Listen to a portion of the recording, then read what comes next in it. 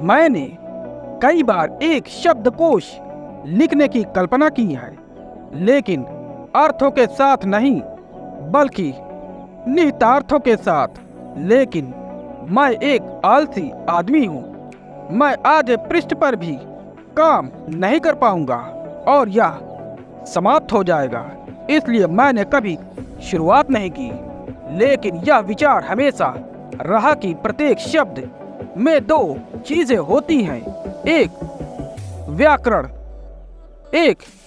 व्याकरण भाषाई सतही अर्थ है जो हर शब्दकोश में उपलब्ध होता है, लेकिन दूसरी पर कोई ध्यान नहीं देता। निहितार्थ एक बिल्कुल अलग चीज है। उदाहरण के लिए मनुष्य का एक भाग्य होता है। अर्थ स्पष्ट है, लेकिन निहितार्थ के बारे में क्या? भाग्य शब्द का क्या अर्थ है? बहुत सारे निहितार्थ हैं। यह है कि मनुष्य बिल्कुल भी मनुष्य नहीं है।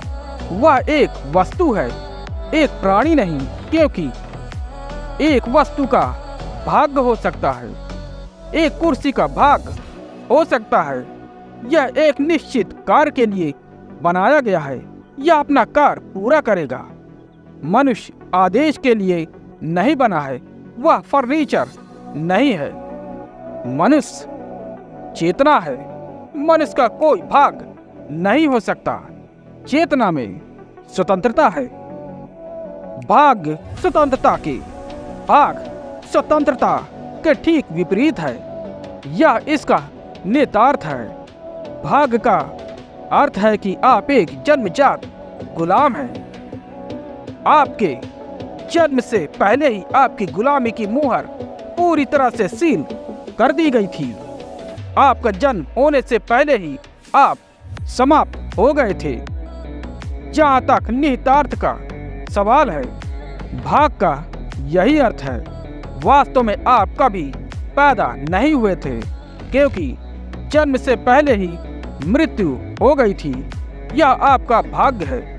आप क्रमादेशित हैं। भाग्य के इस विचार के कारण ज्योतिषी, हस्त रेखा विज्ञानी और सभी प्रकार के भविष्यवक्ता मनुष्य का शोषण करते हैं। यदि आप भाग नहीं मानते तो वे आपका शोषण नहीं कर पाएंगे।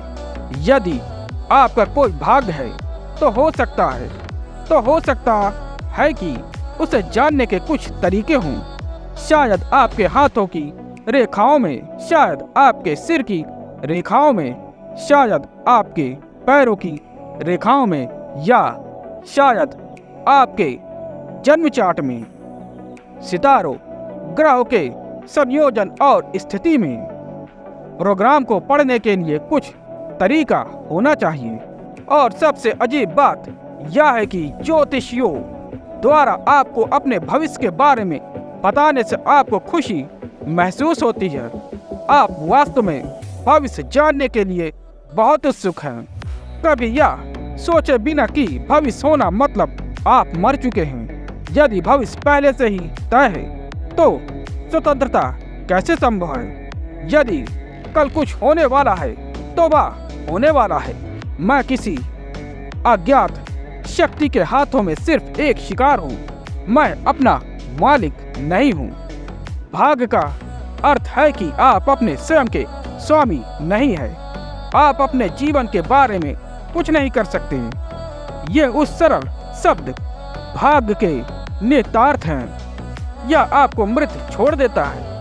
यह आपको गुलाम बना देता है। यह आपको बिना किसी उत्तेजना के छोड़ देता है, क्योंकि सब कुछ निर्धारित है। यह आपको बिना किसी आशा के छोड़ देता है, क्योंकि आप क्या आशा कर सकते हैं?